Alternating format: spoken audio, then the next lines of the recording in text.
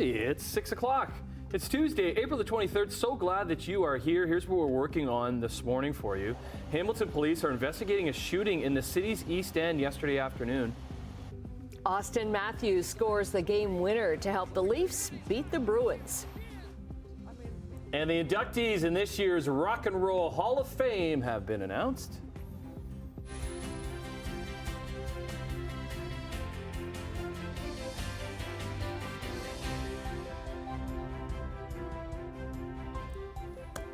Hey, I like that pink. Thank you. I was like, when we always like get the shot of like if we're like kind of like the same height, and I'm just like, I kind of like you're popping so much better than I am today. I'm just kind of like brown and just like wah wah, and then you're just like yay. I'm bringing the pop today. And then Yes, you are. Yes, you look great today. Thank yes, you. And Tim, you look brown today. You look brown. Thanks, buddy. Hey, I'm there for you. Hey, I'm just following your lead here. Appreciate it, big guy. All right, what do we got today? We got sun to start and then some showers start to push in later on. But it was going to be mild today. We should hit 15 degrees. Yesterday we got to 13. It was a lovely day yesterday with all that sunshine. So that was gorgeous. But the showers, the instability settles in as the day goes on. But it's a lot milder this morning than it was yesterday. Yesterday at this time we were about +1 to 0. Right now we are 7 degrees, so it's a milder start to the day, and we will get a little bit of sunshine this morning. Sun getting up earlier now. It'll be up before 6:30, so getting some light in the sky there, as you can see. We'll talk about that coming up. Okay, let's go to traffic. 403 Waterdown Road. There's nothing there, so that's moving okay. It was very slow earlier because of construction around Brant Street, but that construction is now gone. Let's show you the problem that we have. Coming down the Burlington Skyway Bridge in the usual spot as you come down toward North Shore Boulevard, left shoulder, left lane is blocked with a collision right there. So that is backing things up over the Skyway Bridge, Toronto bound. So already here a problem this morning. It hasn't really reverberated back to the Red Hill Creek camera, so Toronto bound lane's heading away from us, and you get that problem over the Skyway Bridge. Once you get past that, it opens up quite nicely. That's a look at Appleby Line. So we'll look at weather, and we'll look at traffic coming up in a few minutes. Right now, the news. All right, thanks, Brian. Let's get things started in Hamilton because police are investigating a shooting in the city's East End yesterday afternoon that has many people in the neighborhood a little concerned. I want to bring in Simone Gavros, who's in the neighborhood with more on the situation. Good morning, Simone. Hi, good morning, Tim. Well, I'm here at Grimsby and Britannia Avenue here in the city's East End. This is where police say a shooting happened yesterday afternoon around 4:45. And yesterday, police had the whole area in this neighborhood taped off as they continue to investigate. Just to give you an idea, it's incredibly residential here. There's a number of homes. There's also a child care center in the building behind me, and there's a number of parks as well. This is what the scene looked like yesterday when police arrived on scene just around 4:45. Police say that multiple gunshots were fired after an altercation.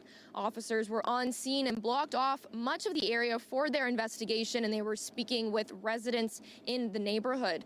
Police confirm that this is a targeted shooting, and they say there have been no reported injuries at this time. But details about the altercation and how many people were involved is still unclear at the moment as police continue to investigate. They're asking residents in the area to review their camera footage between 4:30 and 5:15 for any suspicious activity. Now, we've reached out to Hamilton Police this morning for more details on exactly what led to the shooting yesterday afternoon, and we'll bring that to you throughout the morning. Annette, I'll send things back to you. Okay, another shooting to tell you about, this one in Brantford. It happened inside an apartment, and it sent 2 men to hospital, one in critical condition. So this happened Sunday night in an apartment building at the corner of King and Colburn Streets in downtown Brantford. A 23-year-old man from Brampton was arrested about half an hour later. Police believe this incident was targeted. Six Nations police are investigating after a body was discovered on Second Line near Chiefswood Road the evening of April the 12th. The OPP says it doesn't believe there is a risk to public safety, but they say people who live in the area will continue to see an increased police presence as this investigation does continue. Police are asking people with a video from the area at the time just to reach out to them. CHCH News reached out to OPP and Six Nations police for more details, but have not been given anything back yet. A rollover closed a portion of the Lincoln-Alexander Parkway on Hamilton Mountain yesterday afternoon. It happened just before 1:30 near the Upper Ottawa Street overpass. Police say a vehicle was going eastbound when the driver lost control, rolling the vehicle across the median and into the westbound lanes. The man driving was taken to hospital in serious condition. Toronto police have asked the OPP for an independent review into the case of a man charged with murder in the death of an officer. Detective Constable Jeffrey Northrup was killed in July 2021, run over while on plainclothes duty in an underground parking lot. The review request comes after, quote, adverse comments the judge made in the trial of Umar Zamir, who was found not guilty on Sunday in his death. In her final instructions, jurors were asked to consider the possibility that 3 officers who witnessed the incident had colluded. Toronto Police Chief Myron Demkew has also ordered a full internal review of all aspects of plainclothes policing. Niagara Health is adjusting the intake hours at its St. Catharines site on Welland Avenue. The new hours are every day from 8 in the morning until 5 in the afternoon. Patients will continue to have access to outpatient services 7 days a week, and they'll also have access to short-stay beds. Niagara Health says it's going through staffing challenges, particularly within the mental health and addiction programs. Outside of intake hours, people who need urgent withdrawal management support are asked to go to the emergency department. Oh, hey, let's get into Sportsline, shall we? Leafs Nation, tad nervous heading into Game 2 of their series with the Boston Bruins, for good reason. At no point this season in 5 games against the Bruins, including their 5-1 loss in Game 1 of their playoff series, have the Leafs had a lead. Until Auston Matthews did this with the game tied at 2 in the third. On the right side, it's Domi. Flipping it ahead, he's got Matthews in. Matthews scores! Go-ahead goal with 7:54 left. Well, listen, what a pass by Max Domi, but an even better finish by Matthews, who beats Linus Ullmark after being sent in all alone with 8 minutes left in the third to put the Buds up 3-2. Matthews was awesome all night, adding 2 assists to lead the way. Ilya Samsonov, pretty darn good too. He made 29 saves, including a couple dandies in the third. He got some help from AM34 to end the game and to seal their Game 2 win. We got a tied series at 1s. 3-2 is the final. The series now shifts back to Toronto for Game 3 tomorrow night. Here's another opportunity. Hyman to Adam Henrique as he wires one home. In Edmonton, it was Burford's Adam Henrique beating Caledonia's Cam Talbot to put the Oilers up 2-0 in the opening game of their first-round series. Edmonton, they dominated this one, and who else led the charge but Connor McDavid, as he had 5 assists, 3 of them to Zach Hyman. He scored his first playoff hat trick. Oilers will go out in front 4-0 and then hold on for the 7-4 win to take a 2-0 series lead. Hats rained down from the Oilers crowd after Hyman's hat trick goal. Good start for the Canadian teams, with none of them trailing in any of their series. Carolina and Vegas were the other winners in the NHL playoffs last night. Murray makes a move.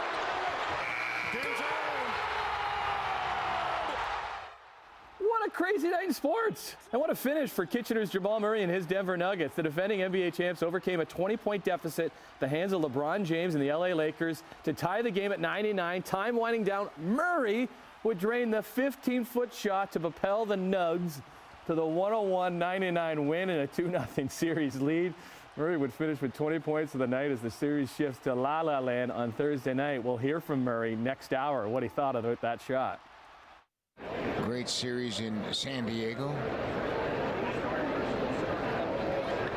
He got into this one, or did he? Did he get enough of it? Renfroe is back, and it is gone. How about them Blue Jays? How about Dalton Varsho? The Jays outfielder went yard again, which was his team-leading 6th home run of the season, but they've come in the past 10 games. Put the Jays up 5-0 as they kicked off a 4-game series in Kansas City. Yusei Kikuchi, pretty good once again, only allowing 2 runs in 6 innings to pick up his 2nd win of the season. Jordan Romano came in for the save, his 100th as a Jay. Toronto takes the opener 5-3. They send Kevin Gausman to the mound in Game 2 tonight. And we head back to the ice in Dundas, where the real McCoys move to 2-0 at the Allen Cup Challenge, as Phil Brewer's hat trick would give the hosts a 5-2 win over the Innisfail Eagles from Alberta. So their next game goes tomorrow night against the Stony Creek Tigers, who try and join Dundas at that 2-0 mark when they play Southern Shore Breakers from Newfoundland, the JL Gritmeyer rink tonight at 7:30. It all leads to the Allen Cup being handed to the best senior men's hockey team in the country. Reminder, we will air that final Saturday afternoon right here on CHCH, 3 p.m. Legendary broadcaster Rod Black, Leafs legend Rick Vive on the call. 10 minutes after 6 o'clock, 23rd morning of April. The sun is just about up. We should see a little bit of it this morning, but first of all, let's focus on traffic. 403 Waterdown Road hasn't changed an awful lot, still doing okay. Where we do have the collision is coming down the Skyway Bridge from the top down toward North Shore Boulevard. So Toronto bound here, it's a little about halfway down. You can see we have the collision there. Left lane, left shoulder is blocked. Everybody's got to squeeze over. So that's causing a bit of a backlog across the Burlington Skyway Bridge. Back into St. Catharines, nothing going on at Niagara. Still doing okay until you get a little further along the Red Hill Creek camera. We'll flip ahead to the 403 junction, nothing there. Ford plant still looks good, so does Etobicoke Creek. Couple of notes for traffic. Don't forget lane restrictions continue on the Claremont access upbound, mountain bound from 9 o'clock this morning. And Lakeshore West, Hamilton GO Station, all trains will arrive and depart on Platform 1 continuing this week. Okay, to our temperature. Thankfully milder than it was yesterday morning. That's way above seasonal. 7 degrees to start. A partly cloudy sky, a light breeze, humidity quite comfortable this morning. So for school today, we should hit 15 degrees, so better than yesterday, above seasonal, but the wind is going to get strong. Southwest 40 to 60, and then we have the cloud cover rolling in with the chance of showers later on, and that's as that low pressure system goes, dips a little bit, and then the cold front goes through, and that's going to drop our temperatures. Like, it's not going to be cold, but it's going to be a fair bit cooler, but we'll get back into some sunshine with that ridge of high pressure after it. So today, a little bit of sun to start, 10 to 16 for Niagara, 15 to 16 for the rest of the Horseshoe, but the showers settle in late morning into the afternoon. Tonight, temperatures stay mild, 6 and 7 degrees. The showers continue overnight tonight. They will taper off a little bit. And then tomorrow, we're looking at the opposite scenario. Showers to start and then some sun. Temperatures anywhere from 8 to 9 to 10 for the Horseshoe tomorrow. So it will get better as the day progresses. But out the door, 23rd of April, when I came in, the sky was clear. The full moon, it's full moon right now, but it's getting partly cloudy. It's mild, where temperature right now is 7. Long range coming up. Annette, Tim.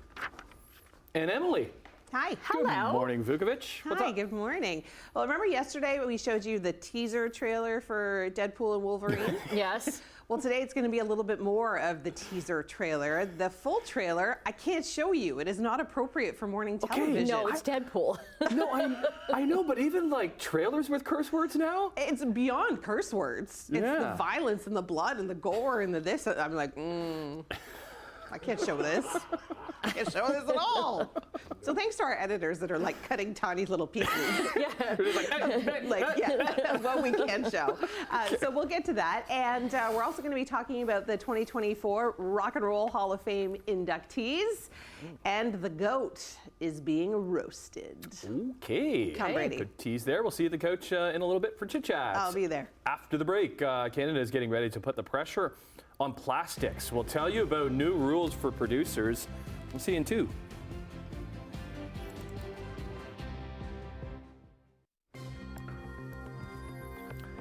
Let's get to some numbers for you in business news. Start with the Canadian dollar. It's down 5 basis points this morning, sitting at 72.94 cents US. Gold, big losses there, down 35 bucks, 23.11 an ounce. Crude oil up 29 cents, 82.19 a barrel. Off to Europe we go. Hey, Europe. Markets are up in London, Frankfurt, and Paris. In Asia, the markets were up today in Tokyo and Hong Kong, but down in Shanghai. Checking North American markets, the TSX gained 65 points. The Dow had actually both the Dow and the NASDAQ had triple-digit gains. Well, good morning. So glad you're here on this Tuesday. Let's get into some business news, and we're starting here in Canada because the country is creating a national registry to track plastic production along with pollution. You can think of the plastic registry the same way one would think about our national inventory reports. What we're aiming to do with this registry is to ensure that there's more transparency in Canada on the production and use of plastics. It is hard to tackle a problem if you don't know what it is, where it is, what's being produced. So that's Environment Minister Stephen Guilbeault, and he says the registry will make plastic producers more responsible for what they are putting on the market. Companies that produce or import plastic will have to track and report how much of it they use, how much waste their plastic generates, and how much is recycled. The registry is to be phased in over the next few years. The announcement comes as Canada sits down with other world leaders today to talk about global plastics treaty. The federal labor minister has announced an inquiry into the costly 2023 port strike in British Columbia. Seamus O'Regan says the strike was a single labor dispute that caused a major economic disruption. Longshore workers walked picket lines for less than 2 weeks last July.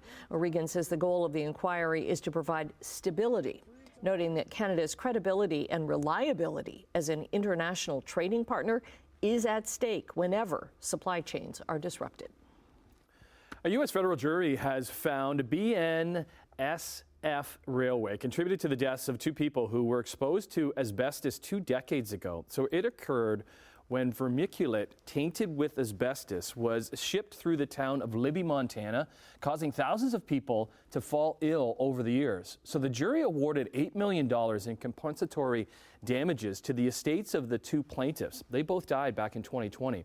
Now, the jury did not find that BNSF acted intentionally or with indifference, so there will be no punitive damages awarded. The company that operates the mine has paid significant settlements to victims in separate trials. The gap between Canada's highest earners and the lowest income groups was at its widest point last year since 2015. This is from a report by TD Bank, who says household income in the top category was an average of nearly $198,000 last year. That was up 6% from the year before. Low-income houses, though, saw a gain of just 0.3%, with the average annual income of about $31,500. Middle-income households saw the same decline, with an average annual income of just over $59,000 rather. U.S. fashion retailer Express Inc. has filed for bankruptcy and plans to close more than 100 locations. The company operates Express factory outlets, Bonobos, and Up West. So Express has struggled to gain traction with consumers in recent years. Business observers say it hasn't adapted to the rise of casual wear and decline of formal and smart casual fashions. Express says it has received $35 million in new financing from existing lenders. It also has a potential buyer for a majority of its retail stores and operations. The U.S. Senate is taking up a bill today that bans TikTok. A TikTok executive is vowing legal action if the U.S. bans the social media platform, as is expected. So this bill would give its Chinese parent company ByteDance 270 days to sell the app. Otherwise, it would keep TikTok out of U.S. app stores. The U.S. Senate is expected to pass the legislation as early as tomorrow. Legal experts say TikTok could argue in court that a ban would hurt free speech. They say an intent to protect national security might not matter, though, if the outcome affects First Amendment rights. This bill, by the way, also includes aid for Israel, Taiwan, and Ukraine. Interesting if it does pass, what will happen here when it comes to TikTok and what our government would do. So we'll keep an eye on that for you. Also keeping an eye on the skies. We're still in the last week of April, so that means April showers. Brian has that after this. Good morning, 6:23. That is sunrise, so the sun is now up. Now, the problem is, situation's getting worse across the Skyway Bridge. We have that collision, as you can see, and up toward the top, another collision. So what's happened is we had that first collision halfway down the bridge, left lane, left shoulder blocked, and then everybody back behind it trying to juggle around lanes, and you get that problem. So we have 2. You can see that one right there at the top and the other one further along. So Not one, but 2 collisions across the Skyway Bridge, Toronto bound at the moment. Back into St. Catharines, nothing at the QEW Ontario, and you have to get by the Skyway Bridge. Once you get past that, it's clear sailing. Appleby line is good. Lorne Park, no problems, and no problems at the 403 at Matheson. Okay, temperature. As I said, the sun is now up. 7 degrees for Hamilton, Grimsby, and Toronto. 10 already into Mississauga. So what we're looking at for today, seasonal temperatures, 14 for the high. We got to 13 yesterday. 3 for the overnight low or seasonal. Those are our sun times, 6:23 and 8:13 now, and our records for today. And for school today, the clouds are really going to encroach, but mainly cloudy by the first bell and about 10 degrees, and then 15 for after school, but we are going to see some showers starting to roll in as the day goes on. So 15 today, 7 again overnight tonight. Tomorrow will be cooler. That cold front goes through, high of only 10 tomorrow with chance of showers. Shower activity will be in the morning, and then we'll start to get some clearing. -2 overnight into Thursday morning. A cool day on Friday, on Thursday, 9 degrees and sun, but look at Friday, sunny at 21. Okay, just wish that would linger for the weekend, but at least it'll stay mild for the weekend. We're looking at showers, slim chance for both Saturday and Sunday. That's your forecast. Annette, Tim. Okay, so we have some good news and some bad news when it comes to wildlife out west, because Western Canada's once dwindling caribou numbers are finally growing.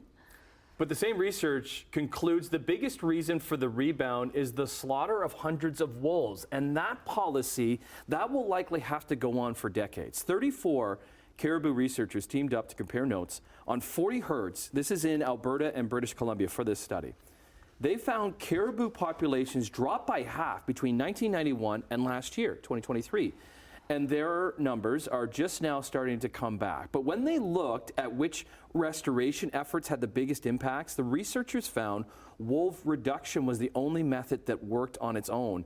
And that will likely need to continue until habitat restoration programs start to kick in.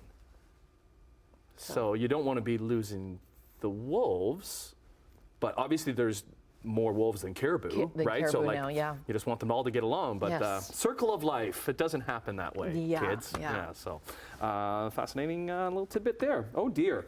Let's move on and we'll finish up our first half hour. Gonna rein you in. A caribou do. We'll see you in a couple minutes.